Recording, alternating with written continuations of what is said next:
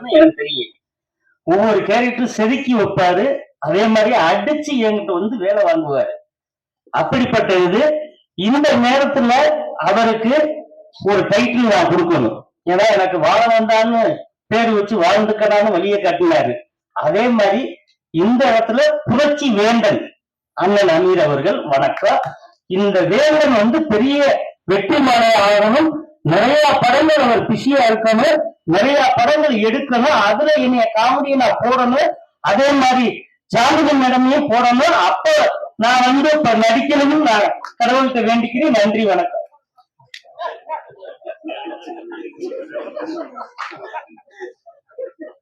அடுத்தபடியாக சுந்தர பாண்டியன், இது கதிர்வேலன் காதல் போன்ற படங்களின் இயக்குனர் SR பிரபாகரன் அவர்களை பேச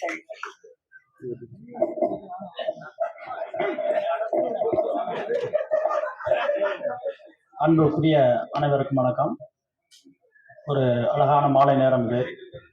உயிர் தமிழுக்கு படத்தினுடைய தயாரிப்பாளர் இயக்குனர் ஆதம்பாபா அவர்களுக்கு வந்து ஒரு பெரிய நன்றியும் பெரிய வாழ்த்துக்களும். இந்த படம் ட்ரெய்லர் சாங்ஸ் எல்லாமே ஆல்ரெடி யூடியூப்ல எல்லாம் வந்து நல்லா ரீச்ல இருக்குது. சாங்ஸும் சரி, ட்ரெய்லரும் சரி, ஒரு பக்கா டிஎம்சி படமா எல்லாருக்கும் பிடிச்ச ஆல் சென்று படமா இருக்கும் நான் நம்புறேன். இந்த படத்தினுடைய இந்த ஈவெண்ட் இன்னைக்கு நடக்குது. அமீர் சார் முக்கியமா, நான் சில நேரங்கள் அண்ணன்வேன், சில நேரத்தில் சார்னு சொல்லுவேன். அமீர் சார் எப்படின்னா, எனக்கு ஃபர்ஸ்ட் அண்ணன், அதுக்கப்புறம் மானசீக குருநாதர், அப்புறம் குருநாதருடைய குருநாதர். ஏதாவது நம்ம லைஃப்ல வந்து ஒரு கஷ்டமான சூழ்நிலையோ, ரொம்ப இக்கட்டான ஒரு சூழ்நிலையோ, நம்ம யார்கிட்டயா போய் வந்து ஒரு துணைக்கு வாங்க, என் பிரச்சனைக்கு வந்து கூட நில்லுங்க அப்படின்னு நம்ம கூப்பிடணும் அப்படின்னா, என் மைண்ட்ல ஃபர்ஸ்ட் வர்றது அமீர் சார் தான். அப்படி பல தருணங்கள்ல போய் நான் நின்றுருக்கேன். வெளியில தெரியாத நிறைய பிரச்சனைகள் எனக்கு இருந்துச்சு. அப்பெல்லாம் போய் நான் கேட்பேன், உடனே வருவார். அதாவது அந்த பிரச்சனைக்கு என் கூட வர்றாரு அப்படின்னா, எந்த ஒரு எதிர்பார்ப்பும் இல்லாத, எந்த ஒரு நிபந்தனையும் இல்லாத ஒரு அன்பு மட்டும்தான் அவர்கிட்ட. அமீர் சாருடைய படைப்புகளுக்கும் அவரோட அன்பிற்கும் நான் அடிமை. அதே மாதிரி என்னுடைய ஒவ்வொரு படத்தினுடைய ட்ரெய்லர், இசை வெளியீடு, இந்த மாதிரி நிகழ்ச்சிகள்லாம் வந்து திடீர்னு முதல் நாள், நாளைக்கு ஃபங்க்ஷன் அப்படின்னா முதல் நாள் போய் நிற்பேன். என்ன பிரபு அப்படின்னாரு, சார் இந்த மாதிரி படம் நாளைக்கு ஒரு ஆடியோ லான்ச் சார், நீங்கள் வரணும், மறுநாள் முக்கியமான வேலை இருக்கும், நாளைக்கு ஃபங்க்ஷன் இன்னைக்கு வந்து கூப்பிட்றீங்க அப்படின்னாரு ஃபஸ்ட்டு. அப்புறம் ஒரு 10 நிமிஷம் பேசுவார். பேசிட்டு சரி மாதிரி போக வேண்டியிருந்துச்சு, இல்லை வேறு ஏதோ ஒரு ஃபங்க்ஷன் இருக்கும், நான் கேன்சல் பண்ணிட்டு வரேன், மறுநாள் வந்துடுவார். அப்படி ஒரு அன்பு.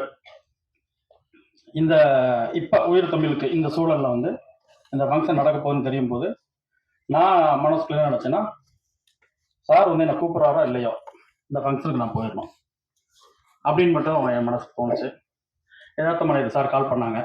நான் பிரபு எங்கே இருக்கீங்க அப்படின்னாங்க. சார் சென்னையில் தான் சார் இருக்கேன், நாளைக்கு வந்து உயிர் தமிழுக்கு ஃபங்க்ஷன் இருக்கு, வந்துடுங்க சார். சார் கூப்பிடவே இல்லை, அவர் முடிக்க முன்னாடி நான் சொல்லிட்டேன். ஏன்னா அது எங்களோட கடமை, என்னோட கடமை. இந்த சூழல்ல உயிர் தமிழுக்கு அவருக்கு வருது. இந்த மாதிரி சூழல்ல அவர் அருகில் இருக்கணும்னு என் மனசு சொல்லிக்கிட்டே இருந்துச்சு. சில இடங்களை சொல்லிட்டு இருந்தாங்க, அவர் கூட நிறைய பேர் இல்லை, நிறைய பேர் போயிட்டாங்க அப்படி இப்படின்னு. ஆனால் யாரும் எங்கேயும் போகல. நாங்கள் அவர் கூட இருந்த எல்லாரும் அவர் கூட தான் இருக்கோம். இப்போ இருப்போம், எப்போ இருப்போம். அதில் எந்த விதமான மாற்று கருத்தும் எங்களுக்கு இல்லை. அது எனக்கு இந்த மேடையில் சொல்லணும்னு தோணுச்சு. ஃபர்ஸ்ட் எனக்கு வந்து இந்த ட்ரெய்லர் சாங்ஸ்லாம் பார்க்கும்போது இது வந்து அமீர் சாருக்கு வந்து ஒரு செகண்ட் ரவுண்டு கம்பேக்காக ஒரு செகண்ட் ரவுண்டு ஆரம்பிக்குதுன்னு எனக்கு தோணுது. நான் ரொம்ப ஜட்ஜ்மெண்ட்லாம் பண்ணக்கூடிய ஆள் கிடையாது. ஒரு சின்ன, எனக்கு தெரிஞ்ச ஒரு சின்ன நாலேஜில் சொல்கிறேன். மௌனம் பேசியதில் ஆரம்பித்த அவருடைய முதல் பயணம், ஒரு மௌனத்தை பேச வச்சாரு. ராம்ல ஒரு அம்மா பையனுடைய பாசம், அது ஒரு கிரைமுக்குள்ள ஒரு 3 விதமான ஆங்கிள் அந்த ஸ்கிரிப்ட். ஒரு அந்த நாள் மாதிரி ஒரு புது பேட்டர்ன் அது. அதுக்கப்புறம் யாருமே பண்ணல அந்த நாளுக்கு அப்புறம்லாம். அதை தாண்டி பருத்தி வீரன். பல தேசிய விருதுகளை வாங்கி தமிழ் சினிமாவின் மறக்க முடியாத படம் அது. இன்னும் 100 வருடம் ஆனாலும் சிறந்த தமிழ் படைப்புகள் அப்படின்னு சொல்லி ஒரு 100 படம் எடுத்தா அதுல பருத்திவீரன் முக்கியமான இடம் இருக்கும். அந்த பருத்திவீரன் கொடுத்த படைப்பாளி. அதுக்கு பின்னாடி சில காரணங்கள், சிலருக்கு பதில் சொல்ல வேண்டிய சூழல்கள். அதனால ஒளியா, அதாவது சிற்பியாக இருந்து ஒளியை கையில் எடுத்து சிலை செதுக்க வேண்டிய எங்க அண்ணன் சில கோபங்கள்ல அவரே தன்னை செதுக்க திரும்பிட்டாங்கன்னு நான் நினைக்கிறேன். அது இங்க இப்ப வீண் போகல. அதுவும் வட சென்னை மாதிரி ஒரு கிளாசிக்கல் மூவில ராஜன் அப்படின்ற ஒரு பெரிய கதாபாத்திரம் இன்னைக்கு இருக்க தமிழ் ரசிகர் எல்லா மனசுலையும் போய் அப்படி போய் உட்காந்துட்டார். அதுக்கு பிறகு இந்த பயணங்கள் தொடர்ந்து இப்ப சில விஷயங்கள் எல்லாருக்குமே தெரியும். இங்க இப்ப முடிஞ்சிருக்கு ஒரு ரவுண்டு. இப்போ இப்ப சமீபத்தில் குரு பயிற்சி நடந்திருக்கு. நிறைய நண்பர்கள் உறவினர்கள்லாம் எனக்கு ஃபோன் பண்ணி சொல்லுவாங்க, குரு பயிற்சி நடந்துருச்சு, இனிமேல் நல்லா இருக்கும், சூப்பரா இருக்கும் உனக்கு அப்படின்னு சொல்லுவாங்க. எனக்கு ஜாதகம் மேல பெரிய நம்பிக்கை இல்லை, இருந்தாலும் பாசிட்டிவா ஒருத்தர் சொல்லும்போது அதை ஏத்துக்கிறோமே அப்படின்னு அதை ஏத்துக்கிட்டேன். அது சந்தோஷமா இருக்குது. அந்த மாதிரி அமீர் சாருக்கு இப்பதான் ஒரு நல்ல டைம் திரும்ப செகண்ட் ரவுண்ட்ல ஸ்டார்ட் ஆயிருக்குன்னு தோணுது. ஏன்னா எவ்வளவோ விஷயங்களை கடந்து எவ்வளவோ பெரிய உயரமான வெற்றிகளையும் விருதுகளையும் பார்த்துட்டாரு, தோல்விகளையும் பார்த்துருக்காங்க. எல்லாத்தையுமே, எல்லா மனிதர்களையும், எல்லா சூழல்களையும், எல்லா சூழ்ச்சிகளையும் சந்திச்சுட்டு வந்திருக்காரு.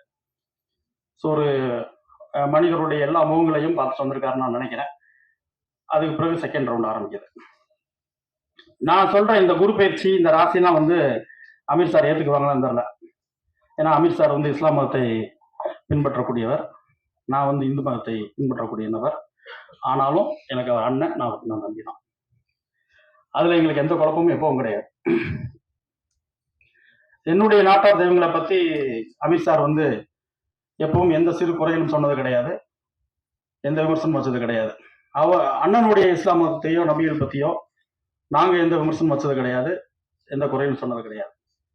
இது இங்க மட்டும் இல்ல, இப்ப எங்க மதுரை பகுதியில பாத்தீங்கன்னா நிறைய இஸ்லாம் மத உறவினர்லாம் இருப்பாங்க.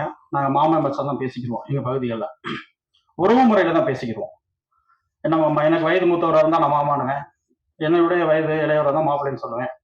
அவங்க இப்ப எனக்கு நான் ஏஜ்ல கூடனா என்னை மாமான்வாங்க. அப்படி உறவு முறையில தான் பல வருஷமா, இன்னைக்கு நேற்று கிடையாது, ஒரே உறவா ஒன்றாகி தான் நாங்கள் வாழ்ந்துகிட்டு இருக்கோம் அந்த பகுதியில். இந்த பக்கம் வந்தா உங்களுக்கு நிச்சயமா தெரியும், நான் ஒரு மேடைக்காக இதை நான் பேசல. அப்படிதான் அமீர் சாருடைய அன்பும், இந்த அண்ணன் நாங்கள் உரிமையா சொல்லக்கூடிய இந்த விஷயமும். ஸோ இந்த செகண்ட் ரவுண்ட்ல எனக்கு மனசுக்கு பட்டது என்னன்னா, ஒரு பிஎன்சி ஹீரோவா, பிஎன்சி படமா, பக்கா பிஎன்சி படமா இந்த உயிர் தமிழுக்கு வந்திருக்கு. எப்படி கிளாசிக்கல் மூவில ஒரு ஏ சென்டர்ல ஸ்ட்ராங்கா ராஜன் நின்னாரோ, அந்த மாதிரி இந்த எம்ஜிஆர் பாண்டியும் ரொம்ப அழுத்தமான ஒரு ரீச் கொடுக்கும் அப்படின்னு நான் நம்புறேன். இதுக்கு பிறகு பிஎன்சியில நிறைய பிஎன்சி படங்கள், கதைகள், படங்கள் அமீர் சாருக்கு வரும்னு எனக்கு பெரிய நம்பிக்கை இருக்கு. வந்தா அமீர் சார் தவிர்க்காம அதை ஏத்துக்கணும். ஏன்னா இப்ப பிஎன்சி ஹீரோக்கள்லாம் கொஞ்சம் நிறைய இல்லைன்னு நினைக்கிறேன். எல்லாருமே ஷூ டைலாம் மாட்டிட்டு பேன் இந்தியா மூவிக்கு நோக்கி திரும்பிக்கிட்டு இருக்காங்க. ஸோ நம்ம மண் சார்ந்து, நம்ம களம் சார்ந்து, நம்ம கலாச்சாரம் சார்ந்த திரைப்படங்கள் கொஞ்சம் குறைஞ்சிக்கிட்டு இருக்க மாதிரி எனக்கு ஒரு ஃபீல் இருக்குது. ஆனால் பிஎன்சி ரொம்ப ஸ்ட்ராங்கான ரசிகர் கூட்டம் உள்ள ஒரு ஏரியா. அந்த இடம் உங்களுக்காக காத்திருக்கு நான் நினைக்கிறேன். நிச்சயமா அதில் ஒரு ராஜசிம்மாசனம் மாதிரி ஒரு இடம் இருக்குது. நீங்கள் அதில் அமர்ந்து ஒரு பெரிய வெற்றியை திரும்ப செகண்ட் ரவுண்ட் ஆரம்பிக்கணும். அதுக்கு இந்த உயிர் தமிழ் முதல் படியை திறந்து வச்சுருக்கு நான் நம்புறேன். இந்த படத்தினுடைய ஹீரோயின் சாந்தினியா இருக்கட்டும், மாதம்பாவாக இருக்கட்டும், டைரக்டர், அவருக்கு எல்லாருக்குமே பெரிய வாழ்த்துக்கள். இமான் அண்ணாச்சி நடிச்சிருக்காரு, கஞ்சாகர் பண்ண சினேயன் இருக்காரு. அவருடைய வரிகள்லாம் கேட்கும்போது ரொம்ப ரொம்ப ஈஸியாக நம்மக்கிட்ட சேரும். அதை நான் சொல்லணுன்ற அவசியம் இல்லை. சக்தி சரவணன் இருக்காரு. எல்லாருமே மக்களுக்கு பிடித்த, ரொம்ப எல்லாருக்கும் ரசிச்ச நடிகர்களாக இருக்காங்க. நிச்சயமா இந்த படம் எல்லாருக்கும் பிடிக்கும். இந்த உயிர் தமிழுக்கு, அதாவது நான் படம் என்னுடைய சுந்தரபாண்டியன் இயக்கி ஒரு 10 வருடத்துக்கு மேல ஆயிடுச்சு. இந்த முதல் படம் அப்ப ஏதாவது சோதனைகள் வரும்போதெல்லாம் நான் பாரதியாருடைய தேடி சூரனிதம் தின்று பல சின்னஞ்சிறு கதைகள் பேசி அந்த கவிதையை தான் முழுமையாக அடிக்கடி சொல்லி தைரியப்படுத்திக்கிறேன். ஆனா எங்க அண்ணனுக்கு அமீர் சாருக்கு பிரச்சனை வரும்போதுனா அவர் என்ன பண்ணிடுவாருன்னா, எனக்கு தெரிஞ்சது அச்சம் இல்லை, அச்சம் இல்லை, அச்சம் என்பதிலேடா அப்படின்ட்டு ஒரு ஸ்டார்ட்ல அண்ணன் கிளம்பிடுறாங்க. அச்சா அண்ணனுக்கு இல்ல, பக்கத்துல இருக்க எங்களுக்கு தான். ஏன்னா எதுக்கு அடிக்கிறான், வண்டி எடுத்துட்டாரு பையன், எடுக்கும் போதே டாப் கியர்ல வேற.